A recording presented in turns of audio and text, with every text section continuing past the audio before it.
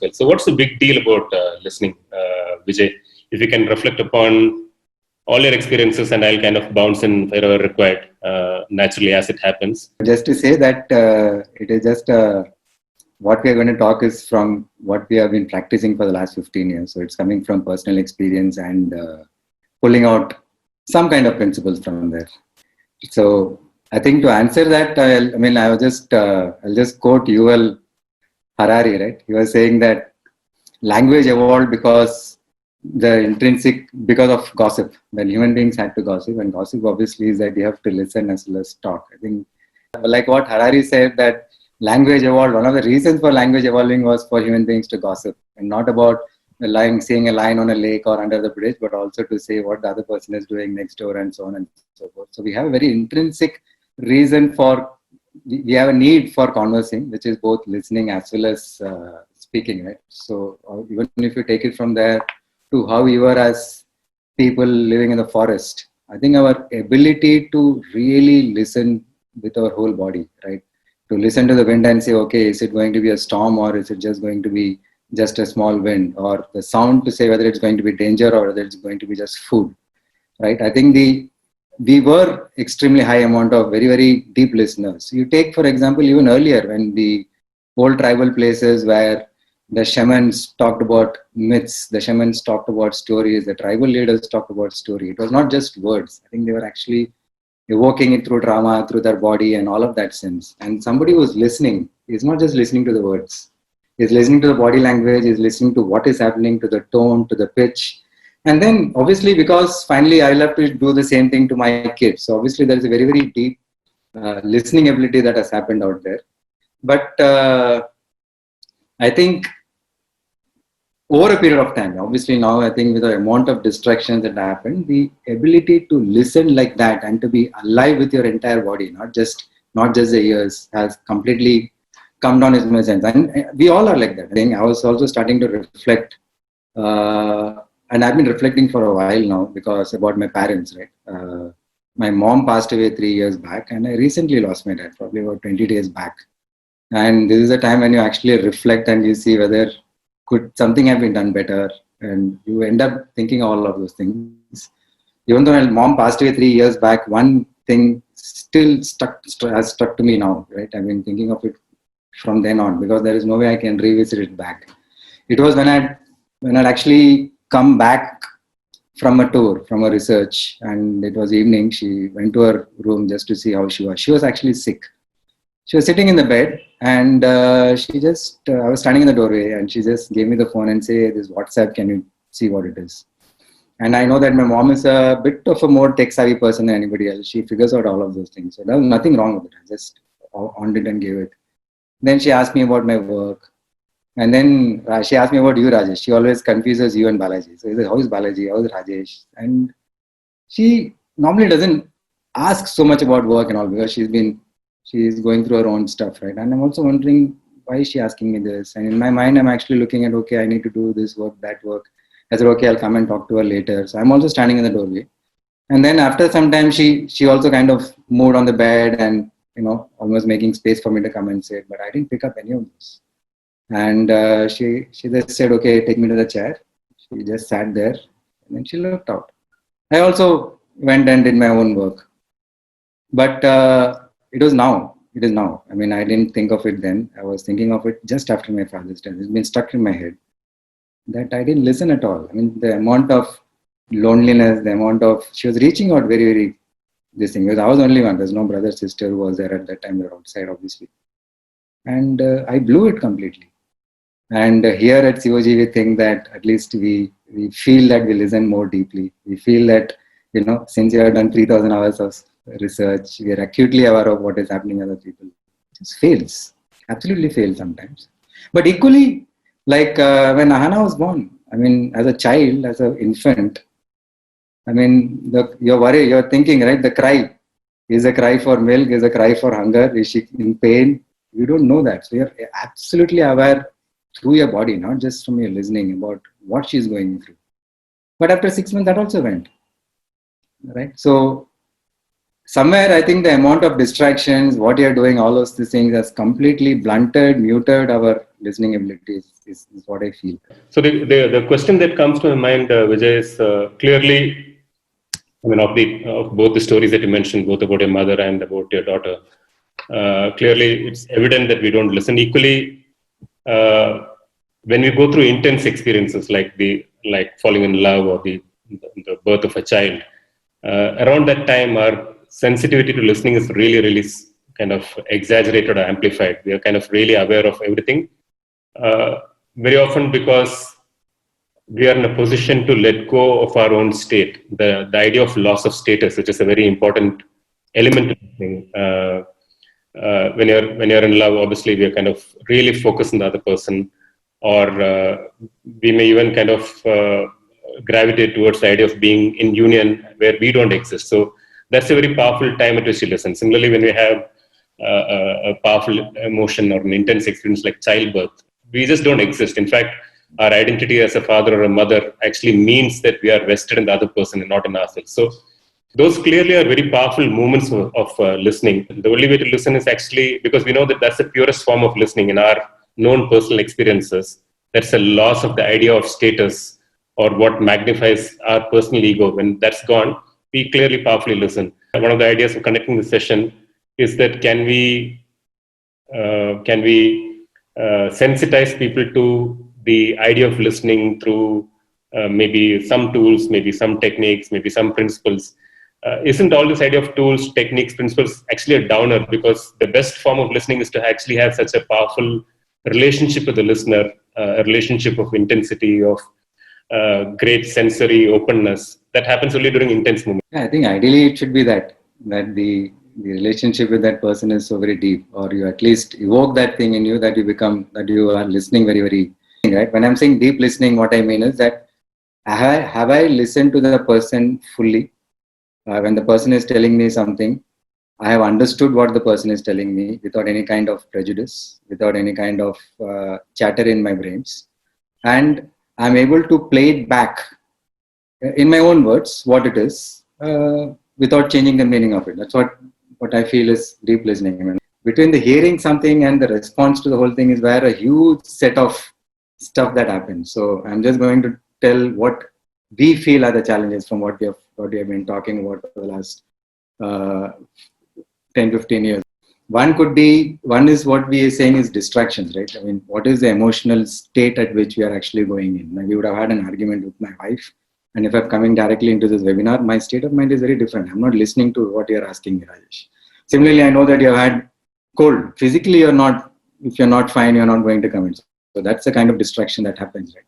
The second, obviously, is the kind of biases that come, right? What we call as selective hearing. So one is biases that are there. We'll talk about biases. And then people come with agendas. I mean, you're coming in with a reason to either tell something or you want to only hear that part of it. So you're not listening to the rest of the part, right? So that is a selective hearing that happens. And third, a very parallel language that is happening when you're actually listening to is the body language, non-verbal cues. So all these three things, if you're not either aware or if you're not sensitive, we have not listened fully. And you may miss out a lot of those things. We are connecting a conversation with a clinician or a researcher based in the US as part of some work we are doing for a rehabilitation research organization. And I was running a bad cold, and it was just like a horror show. I mean, I was just kind of, I'd forgotten. I mean, since I was not expecting to kind of run a cold, I not have a kerchief. I was kind of, I just kind of rubbing my nose and sneezing, and I don't remember what the guy spoke right through that conversation. And as you're preparing for the session, I remember thinking, actually, listening is like an extreme emotional sport. Your body needs to be in great condition, as much as your mind, but your body needs to be in superb condition to actually listen powerfully. And I think Right, just to add to that, I think the preparation for listening is like what you're also going through. Right? Preparation of listening is absolutely the preparation of any athlete before he goes into the sport, right? He has to be bodily, has to be there. He's envisaging that he is going to really ace it, like as much as you would be envisaging of having a good conversation. You are actually taking a deep breath to take out all the emotions that you have, which could be cluttering your mind and going there. No, we don't do it clearly. Even at our end, I think when you do maybe thousands of conversations, it's not like we're physically preparing for the session. We do all the other stuff, which is kind of we prepare on the content, we get thorough with what we need to ask, so that we are not grappling for questions and it comes organically. But what at least some of us don't do is to kind of prepare ourselves physically.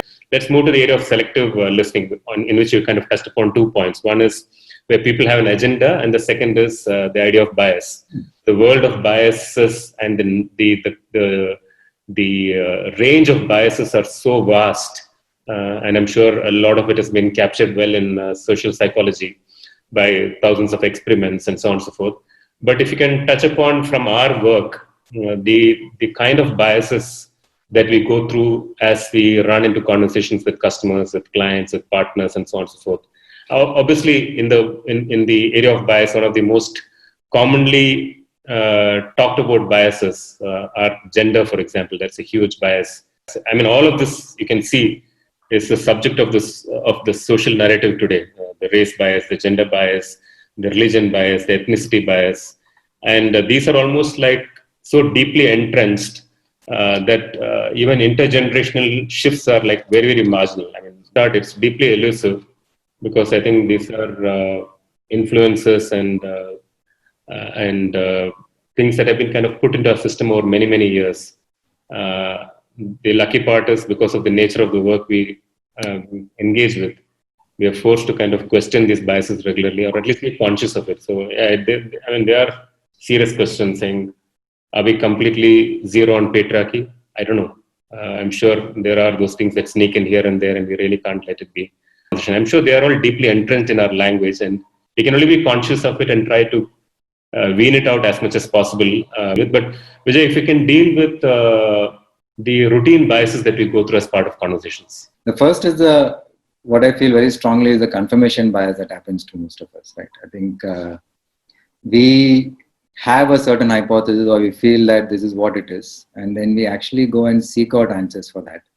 And in seeking out answers, obviously you should follow the hypothesis, but we kind of get blind to the rest of the stuff. I mean, this is a recent example that we did, right? We were doing this work for a company on CSR, and it was for a far-flung village in Kutch, right? And our confirmation, our thought was that, and it had all the developmental issues. It had issues of health, hygiene, patriarchy, gender, education, health, all of that issues that were there. And ideally, we were supposed to go and figure out which are the one or two things that we need to do to ensure that the CSR money is spent well and effectively. We went after education, right? Of course, now there are a host of data available on why education is the best bullet, and there's also a host of data available on why education is not, and to a certain kind of a tribe, right, where it may be a bit difficult to get into all those things. But we went after for 1 month and we looked at all data which actually proved that education is the best thing to do, while we did not look at data that actually would have actually helped us solve this a bit more earlier, saying that there are other much more easier, faster, quicker things to do. So the second thing I feel is the anchoring bias. I think we also use it very, very subtly in our own way. But anchoring bias is essentially that we rely heavily on the initial information that is given to us. Right? So, for example, if I was told that this person has come from the US, or he has been staying in the US for a long time now, 15 years, and has come to visit, in my mind, the information is that this person is in the US, obviously then he is far more exposed, he has a point of view on the kind of brands, he is far more traveled, and so on and so forth. And if I allow that bias and I continue that kind of an interview, I think I'm leading it somewhere else, because in my mind that is the impression that I have that person. But maybe the person is not there. Maybe the person is not exposed. I remember the idea of when you think of, with no offense to the people in software, but when you think of the world of software, you know that pretty much a lot of people, especially from the south of India, they actually move and stay in virtually what are software ghettos in Jersey and so on. So it's almost like from Jayanagar to Jersey kind of, and there's virtually no exposure around that world. But when you talk to those people, you assume a certain level of exposure just because they've been abroad. Now, even as I'm telling Jayanagar to Jersey, that itself is biased, because Jayanagar is a stereotype, Jersey is another stereotype, New Jersey is another stereotype. So our entire language is filled up with a lot of such stereotypes and biases. Yeah. Sorry. And I think that comes in very, very quickly in that 1 second, split second when you're listening, right? And these are the filters that happen. And it takes a bit more of a time to reflect and go back and then change it. Okay, so you covered confirmation bias and anchoring bias. What other kind of bias? The halo bias, I think this happened to me even recently, right? If the person who you're talking to or you're meeting is very nice, right, and is affable and you like him, and that actually spills over all the traits, that you almost think you trust him, you almost feel that this guy is good, so on and so forth. I mean, it happens very subconsciously, and maybe you will not ask some questions, or maybe you'll not be that aware. It's like, yeah, I mean, I'm telling this in the context of my daughter who got bitten by a dog quite a few times, at least in the last 2-3 years, because she goes and plays with all kinds of dogs. But her theory is the dog looks cute and they not bite. But eventually the cute dog does come and kind of bite a bit of ass if you kind of push it beyond the point. So yeah, so the halo bias is like the dog story. And equally it works in negative way also. That person would be very nice at art, but if he comes across very gruff and very irritating and you feel that it was Kusto Goche, right? I think that's the third thing that we often catch ourselves doing. The fourth is I think normal, which is authority bias. Somebody who has, let's say, is a doctor from something and he spouts something, we feel, oh, that is true. So because they are authority, we kind of think that it is the right thing. And I'm sure that it also works in our own personal life. That there is an authority figure and you kind of see it and you almost accept it to be the truth without questioning.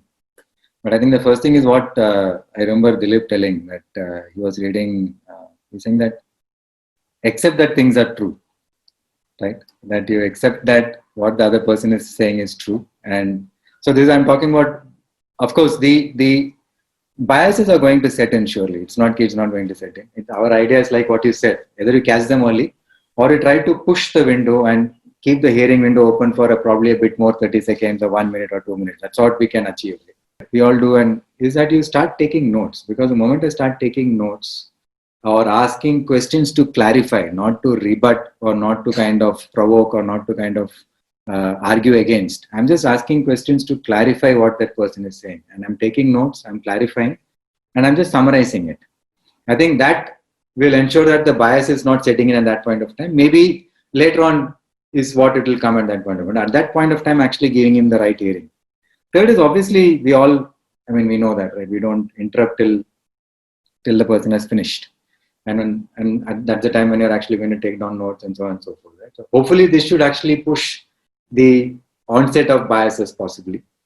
Otherwise, some of the things that we practice is the hunting for negative evidence, right? If I strongly, when this normally happens when you have a debate or when there is a philosophical thing or when there is whatever, that you actually start going and looking at information to prove your point, saying, no. So let's take an example. If I take an example that allopathy does not work, I strongly am anti-allopathy, for example. Allopathy does not work. I'm actually going to go and really look at reasons why it is not going to work.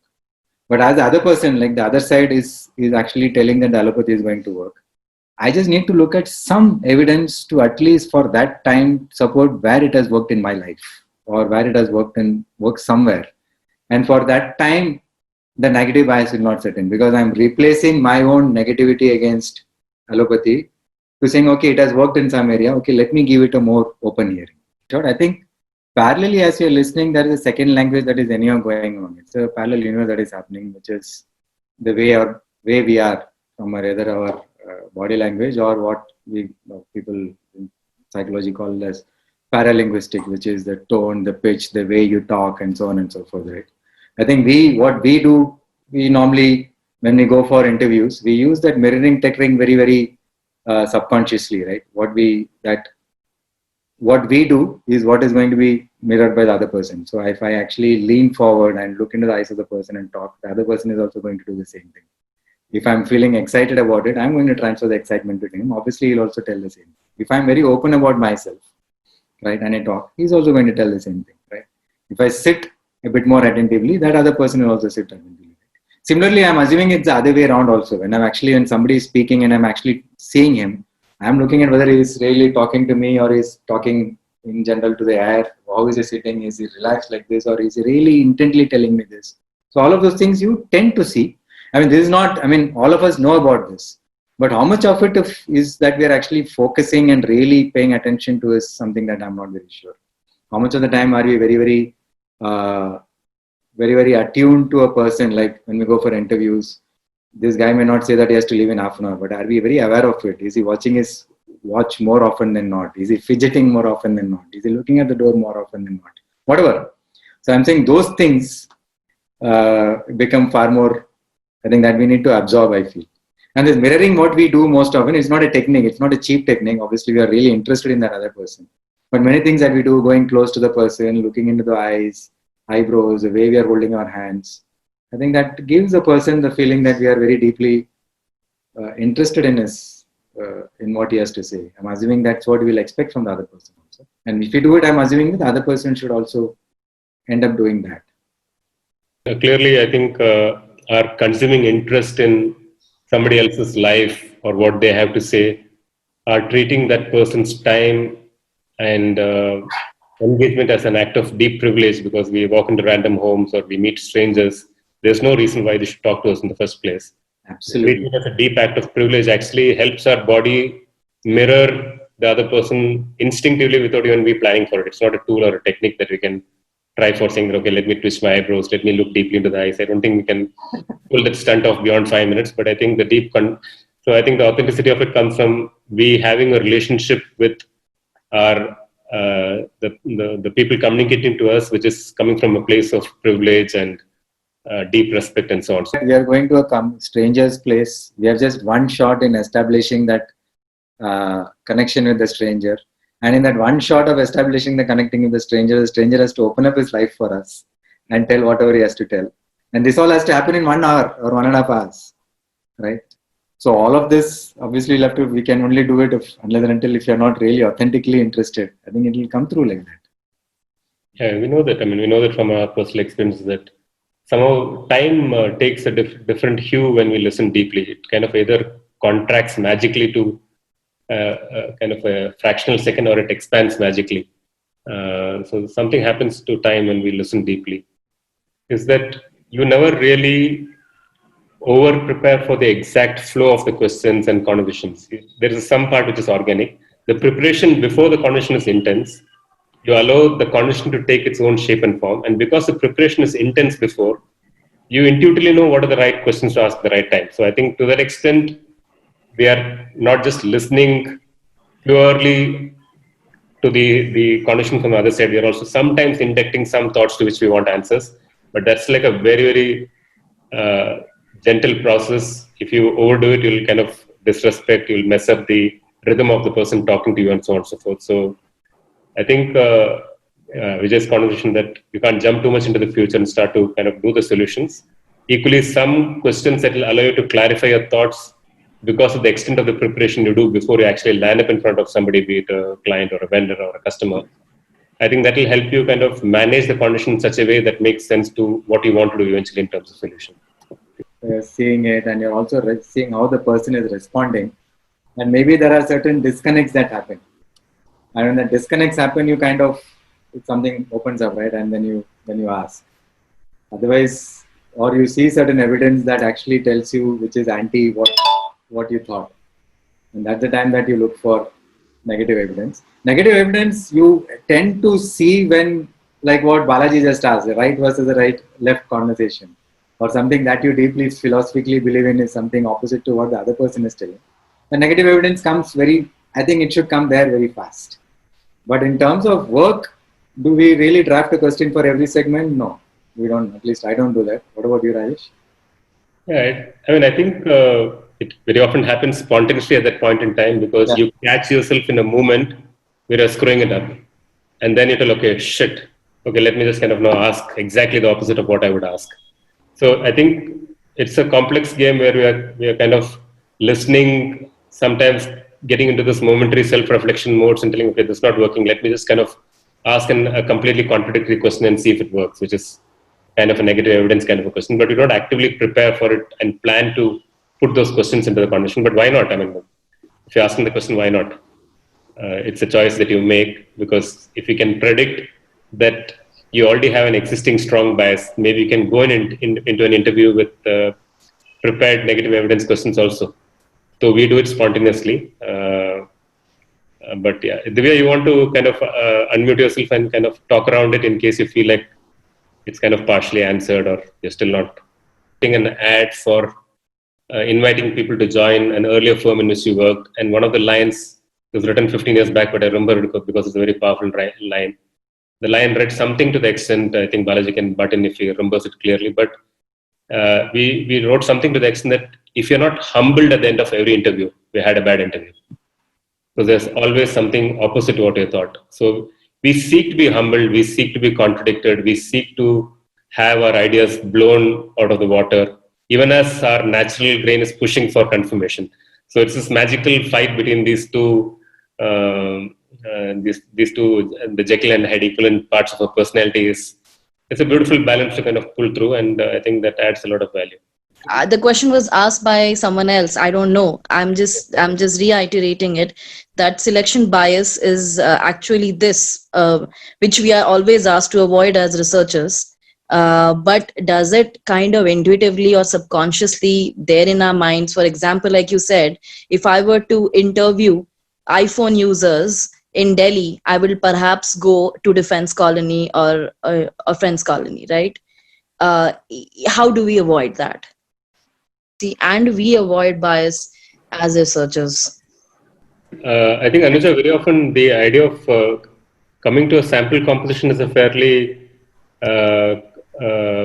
well thought through process. So there is clearly a brief which is linked to a business objective, which you then at some point convert into a research objective. In line with the research objective, we choose a certain kind of people who we want to meet, who would help us address the research objective. Then very often we go to the CRM databases and see patterns of purchase and see these are the sets of people who I want to study in order to address this problem or opportunity that the brand is facing. And then within those cells that I've picked up, I then choose randomly. So let's assume that I'm studying women who are buying jewelry related to workwear. Now, how do I really kind of pick up the sample for this without a selection bias? So one option is that because this brand is fairly large and it's got a certain percentage of the market, at 60-70%, it pretty much is fairly representative of the entire universe. How do you randomize and so on? But we'll by and large root out most issues. I mean, it sounds weird, but I think very often I can sense that in some interviews where you're in a powerful state of mind, you don't exist after a while. It doesn't matter.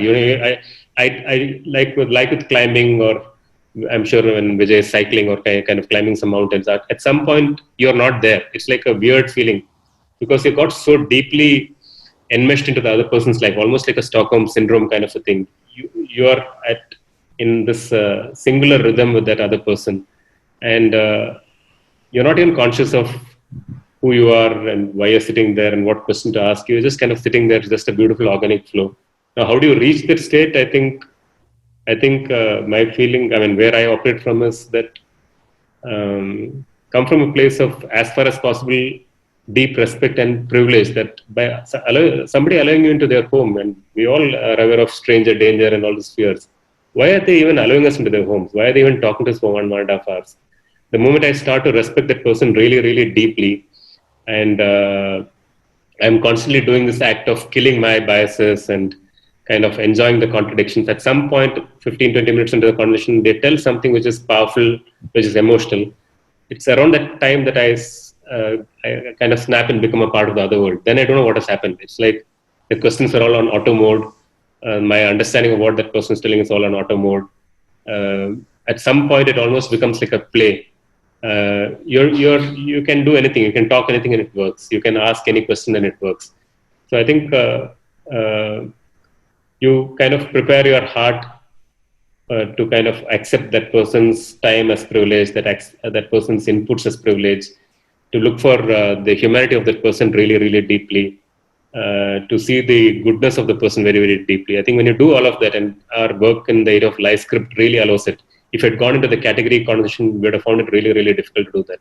But since a lot of the time we actually spend time asking about that human being's life and their identity, and naturally there's a point, there's a human moment in the conversation where we just snap out of our client and research and objective and strategy and so on, and you just become a part of the other world. I think it's not always that you reach that space, but I think connecting to the humanity, privilege, deep respect, a sense of magical curiosity about the other person, I think all of that helps you engage into that world of deep listening. And there in that space, I think there are no questions, there are no answers. It's just a beautiful dance. Things naturally take their own shape and flow.